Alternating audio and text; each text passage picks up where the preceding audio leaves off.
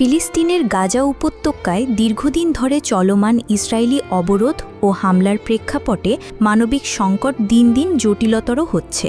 খাদ্য, পানি, ওষুধসহ প্রয়োজনীয় সামগ্রীর ঘাটতি ও অবরোধের কারণে ক্ষুধা, অপুষ্টি ও দারিদ্র্যের যন্ত্রণা বহুগুণে বাড়ছে। এতে শুধু নয়, ছোট ছোট শিশুসহ বহু ফিলিস্তিনি প্রাণ হারাচ্ছেন প্রতিদিন। এই সংকটপূর্ণ পরিস্থিতিতে বিশ্ব সম্প্রদায় নীরব থাকা নিয়ে ক্ষোভ ও হতাশা প্রকাশ করেছেন গাজার সাধারণ মানুষ এবং কর্তৃপক্ষ। তারা আন্তর্জাতিক মানবিক আইন ও নৈতিকতার প্রতি আহ্বান জানিয়ে বলছেন, আমরা মারা যাচ্ছি, দয়া করে আমাদের বাঁচান।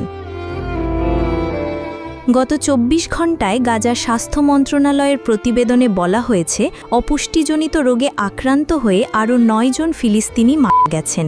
এতে গত অক্টোবর মাস থেকে এ পর্যন্ত অপুষ্টিজনিত মৃত্যুর সংখ্যা দাঁড়িয়েছে ১২২ জনে। এদের মধ্যে অন্তত ৮৩ জন শিশু ও বৃদ্ধদের মধ্যে অপুষ্টির ঝুঁকি সবচেয়ে বেশি। বিশেষজ্ঞরা বলছেন, শিশুরা যখন নিয়মিত পর্যাপ্ত খাদ্য পাচ্ছে না, তখন তাদের শরীরের প্রতিরোধ ক্ষমতা কমে যায় এবং সহজেই মারাত্মক রোগে আক্রান্ত হয়। গাজার হাসপাতালগুলোতে চিকিৎসার সুযোগও সীমিত। খান ইউনিসে অবস্থিত নাসের হাসপাতাল থেকে জানা গেছে, মাত্র ৬ মাস বয়সী এক শিশু অপুষ্টিজনিত জটিলতায় মারা গেছেন। হাসপাতাল কর্তৃপক্ষ জানাচ্ছে, শিশুদের জন্য প্রয়োজনীয় পুষ্টিকর খাদ্যের সরবরাহ এখন প্রায় শূন্যের কোঠায়, যা মৃত্যুর হার বাড়াচ্ছে। গাজার স্বাস্থ্য মন্ত্রণালয় এক বিবৃতিতে দুনিয়া সম্প্রদায়কে তীব্র নিন্দা জানিয়ে বলেছে, তারা অবিলম্বে গাজার সব ক্রসিং পয়েন্ট খুলে দিয়ে ত্রাণ ও জ্বালানি সহ প্রয়োজনীয় সাহায্য পৌঁছানোর ব্যবস্থা করবে না, তবে মানবাধিকার লঙ্ঘনের দায় এদেরই।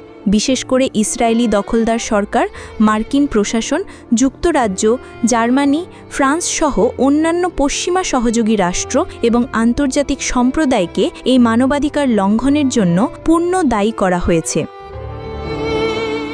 বিবৃতিতে আরও দাবি করা হয়েছে যে গাজার প্রতিদিন অন্তত ৫০০টি ত্রাণবাহী ট্রাক ও ৫০টি জ্বালানিবাহী ট্রাক প্রবেশের অনুমতি দিতে হবে, যাতে দ্রুত দুর্ভিক্ষ বন্ধ করা যায়।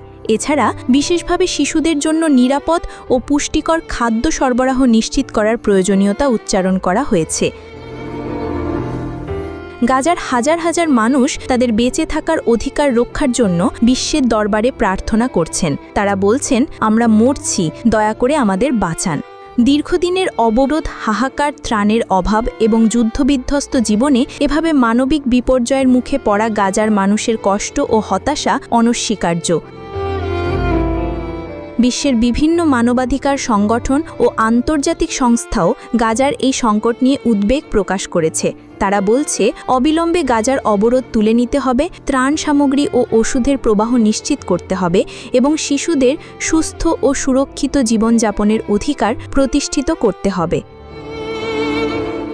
বিশ্বের বিভিন্ন দেশ ও রাষ্ট্রপুঞ্জের সদস্যরা ফিলিস্তিনিদের প্রতি নৈতিক ও মানবিক দায়বদ্ধতার কথা মনে করিয়ে দিয়ে বারবার বলছেন, যুদ্ধবিধ্বস্ত এলাকায় সাধারণ মানুষের ওপর চাপ কমানো এবং মানবিক সাহায্য পৌঁছে দেওয়া এখন সময়ের সবচেয়ে বড় দাবি।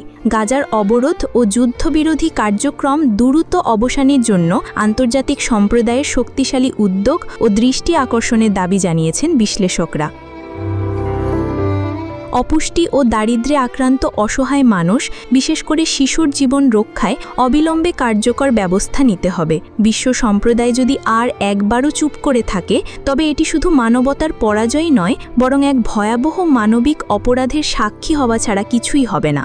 গাজার মানুষের আকুতি, আমরা মরছি, দয়া করে বাঁচান, যেন গোটা বিশ্বকে একবার জেগে ওঠার আহ্বান করে। এই আহ্বানকে ঘিরে যদি আন্তর্জাতিক ন্যায় ও মানবিকতার জয় হয়, তবেই এই সংকট থেকে উত্তরণ সম্ভব হবে।